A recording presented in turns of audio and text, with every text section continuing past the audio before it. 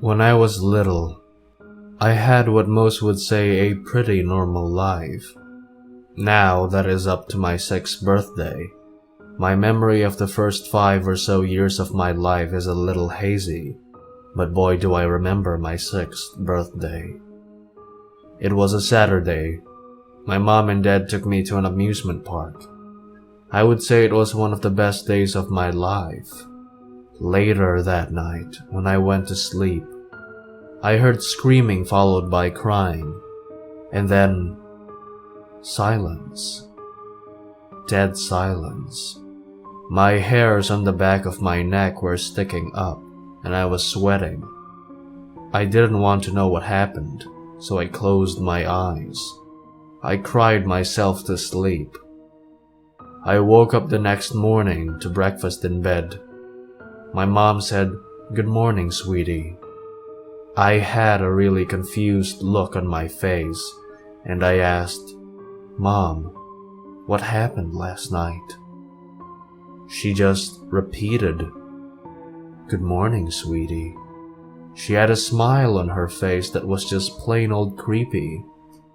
I thought it was a bad dream and ate my breakfast. I went to say good morning to my dad. Mom said he was in the office.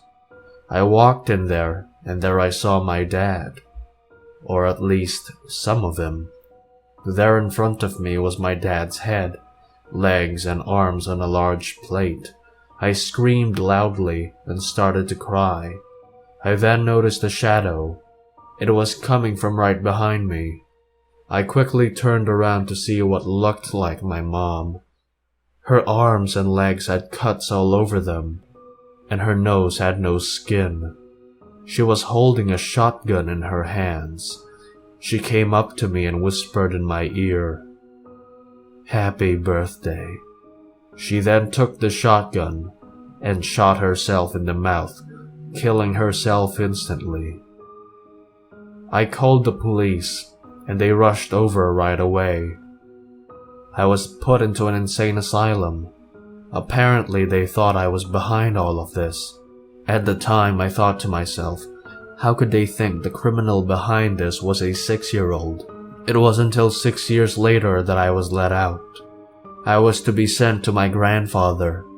They told me everyone else in my family had gone missing. My grandfather put me in a guest room he had. I had trouble sleeping that first night, so he told me a story. He said, "Do you know what happened to all of your family? I will tell you. Happiness.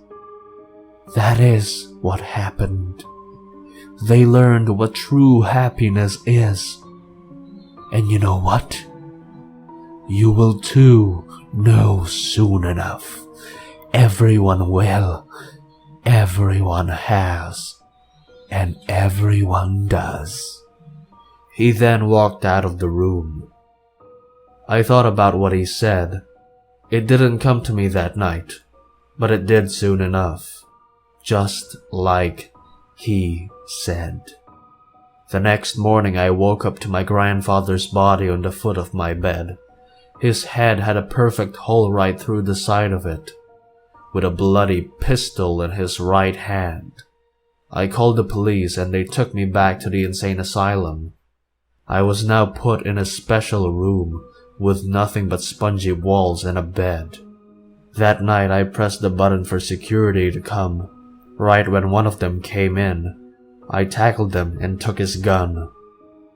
I pointed it directly at my forehead and pressed the trigger. I fell to the ground in a big thud. As I released my last breath, I whispered, "This is true happiness."